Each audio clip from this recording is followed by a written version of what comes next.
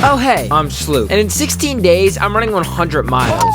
But today is a special day, because it's the last day of the month, and we need to make sure that we can achieve our monthly goals by the end of today to keep forward progress in growing this business, while still ensuring that our fitness, diet, and mindset are all on point so this 100-mile dream doesn't abruptly come to an end. Let's go. Here we go. Keep it up. Good morning, beasts. We are out here on an 8-mile easy run. And when I get out of bed at 5:30 a.m., that's when my day starts. And throughout my pre-run deuce, my breakfast, which is mainly just to get some carbs in, I do try and stay as present and as focused as possible, because the more dialed I am in my morning routine, the more dialed I'll be throughout the rest of the day. Being only 16 days out from my ultra marathon, the taper has actually felt amazing. I'm currently at a 53-mile week, and I truly feel the energy creeping back into my life. The legs are feeling stronger than ever. However, the morning run doesn't only get me closer to being prepared for my 100-mile goal, it is still the best way I have found to start my day, making the rest of my day feel more clear-headed, motivated, and increasing my levels of readiness to continue working towards my goals. Post-run meal, baby. If you know anything about me, I'm a lift hard, run heavy type of guy. Woo, let's go BPN. And sitting in front of me is some overnight oats with BPN protein powder, which I eat for a couple of reasons. One, it takes like 3 minutes a day before to prepare it. I also eat this meal because it has high carbs to refuel me after my workout and help me for my upcoming sessions later in the day. And 3, I'm not joking, the BPN protein powder is probably the best tasting and healthiest protein powder that I have had. This meal has been a staple of mine for a couple of months now, and every day I look forward to crushing it. But I also need to take care of some of my normal human activities to get me prepared for the day.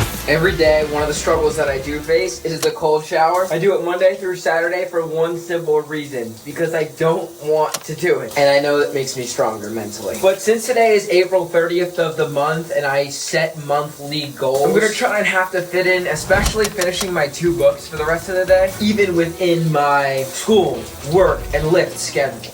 After my morning routine is completed, I head to school, which is preparing me to become a classroom teacher. But all that I really want to accomplish isn't really sitting there in that classroom. It's what happens after I take in some knowledge, which really fires me up. Okay, beasts. Right now, I'm fueling up for the gym. Haha, the classic pre-gym meal. Honey and toast is easy to make, and it's a ton of carbs. And I'm feeling very excited because I love upper body day. It's probably my favorite day. But currently, I'm still training only 2 days a week until this ultra prep is done, and I really don't plan to change my upper-lower split until I complete this 100-mile ultra. Pump's going crazy today. But even though my mindset is pretty much purely focused on endurance, my goal of keeping on loads of muscle mass has worked out pretty well, just by training hard and being really locked in with my total daily calories and protein each day. Post-gym, sauna, feeling good, and after dropping down mileage from like 70 to like 50, I'm starting to feel that pump regain back. But the timing of the rest of the day is gonna have to get a little bit condensed down because the gym session took a little bit longer than we thought, so these reading goals will have to get squeezed in somehow.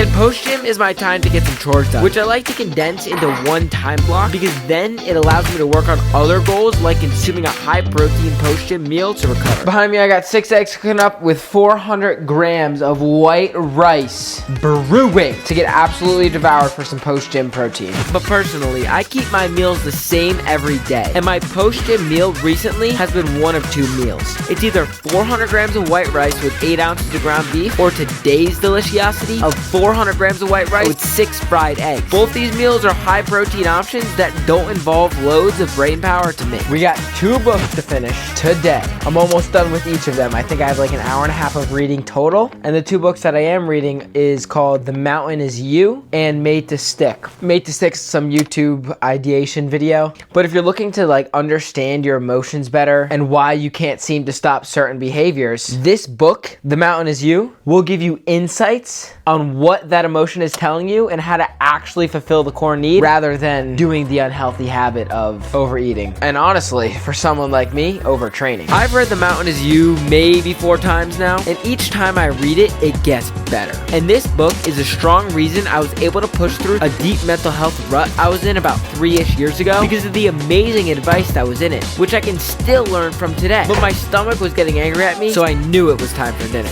Okay, haha. I did not get as much reading done as I would like, which means we're gonna have to somehow fit it in later in the day, which I have no time except sleep, so we're gonna have to cut into that. But for dinner, I normally eat it around 5 o'clock. It's essentially a macronutrient breakdown puzzle, mainly with my calories and carbohydrates, because those are the main macronutrients that push me to this 100-mile goal. And for today's macronutrients, I need to find a way to get in some protein and carbs for some extra fuel and recovery. So that's why I chose the sweet potato, bread, and chicken, not just because it was simple and delicious, but most importantly, because of the high carb breakdown, which will push me closer to this 100-mile goal. But I'm not looking forward to this late night reading sesh because I know it's gonna keep me up past my bedtime. Time for work. I'll see you in about 3.5 hours.